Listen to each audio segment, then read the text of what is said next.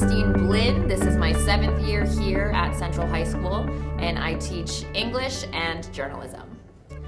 I am originally from right here in Springfield, Mass, and I went to Springfield College down the road. I studied sports journalism there and was the first ever graduate from the program.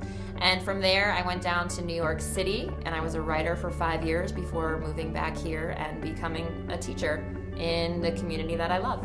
When I wanted to change into teaching, I always pictured myself teaching at Central. My mom worked here for a few years, and you guys look like all of my friends growing up. So I love coming back and I love interacting with you. Even though I might not be the nicest all the time, I do enjoy working with all of you.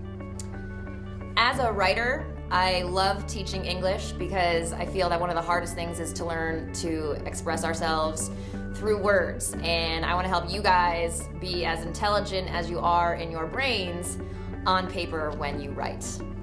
My favorite part about Central is the family atmosphere. We love each other here. We may have our squabbles, but generally everybody watches out for everyone else.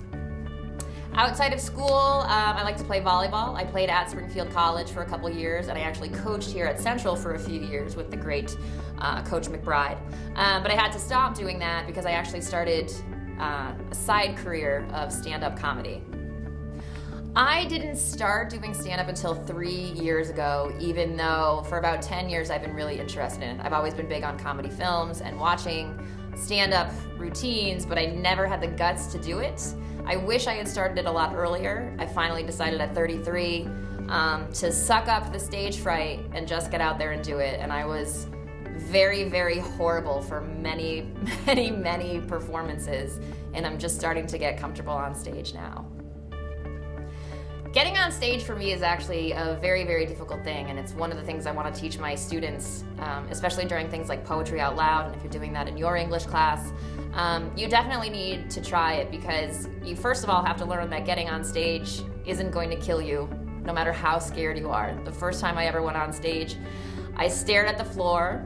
I was given 5 minutes, and I think I used up about 2 minutes before getting off stage. But I knew that if I kept working at it, eventually those fears would maybe not 100% go away, but they would ease up a little bit.